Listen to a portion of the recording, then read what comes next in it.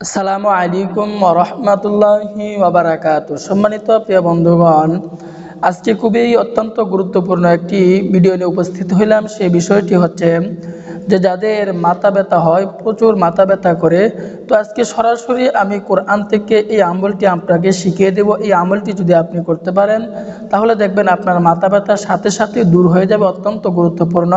তো এই আমলটি আমি কোথায় থেকে সংগ্রহ করলাম? এই আমলটি আমি সংগ্রহ করেছি আজাইবে সুলাইমানি তাবিজ কিতাব থেকে আমি এই আমলটি সংগ্রহ করেছি।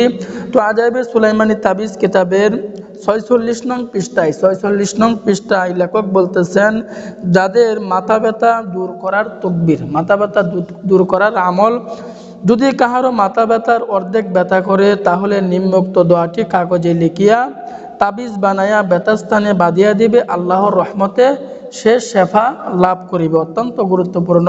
যদি আপনার আধা ব্যথা হয়, যে এক সাইডে ব্যথা করতেছে অথবা বাম সাইডে অথবা পিছন থেকে ব্যথা করতেছে, তো এই আয়াতটি লিখিয়া যদি আপনি কাগজে বরিয়া যে জায়গায় ব্যথা করতেছে এই জায়গায় যদি আপনি ব্যথা স্থানে যদি বাঁধিয়ে রাখতে পারেন তাহলে আল্লাহ পাক রব্বুল আলামিন সাথে সাথে আপনার ব্যথা দূর করে দিবেন। তো সেই আয়াতটি হচ্ছে কোরআনুল কারীমের আয়াতটি হচ্ছে বিসমিল্লাহির রহমানির রহিম, কাফ হা ইয়া আইন সাদ, যিকরু রহমাতি রব্বিকা আবদাহু জাকারিয়া ইয নাদা রব্বুহু নিদাআন খাফিয়া ক্বালা রব্বি ইন্নী ওয়াহনাল আযমু মিন্নী ওয়াশতা'আলার রা'সু শাইবান ওয়ালাম আকুম বিদুআইকা শাকিয়া। আয়াতটি আমি আবারও বলতেছি, কাফ হা ইয়া আইন সাদ, যিকরু রহমাতি রব্বিকা আবদাহু জাকারিয়া ইয নাদা রব্বাহু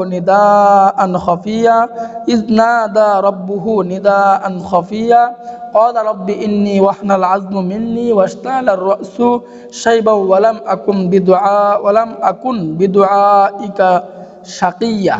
তো এই কোরআনুল কারীমের আয়াতটি আমরা কোথায় পাবো? আয়াতটি হচ্ছে আপনার হাফিজে কোরআনের 16 নং পারার 4 নং পৃষ্ঠায়, সূরা হচ্ছে আপনার কাফ হা ইয়া আইন সাদ। এই সূরার মধ্যে আপনি এই আয়াতটি পেয়ে যাবেন। প্রথম আয়াতটি হচ্ছে এই সূরার প্রথম আয়াতটি আপনি কাগজে লিখিয়া যে স্থানে ব্যথা করে ব্যথা স্থানে আপনি ধরে রাখবেন, আপনার মাথা ব্যথা দূর হয়ে যাবে, সাথে সাথে আপনার দূর হয়ে যাবে। তো সম্মানিত প্রিয় বন্ধুগণ, সর্বশেষ কথা হচ্ছে ভিডিওটি যদি আপনার কাছে ভালো লাগে ইসলাম প্রচারের সাথে ভিডিওটি আপনি শেয়ার করে দেন এবং আপনি নিজেও আমল করুন, অন্যকেও আমল করার আপনি সুযোগ করে দেন। আল্লাহ পাক রব্বুল আলামিন আমাদের সকলকেই বোঝার আমল করার তৌফিক দান করুন। আমিন।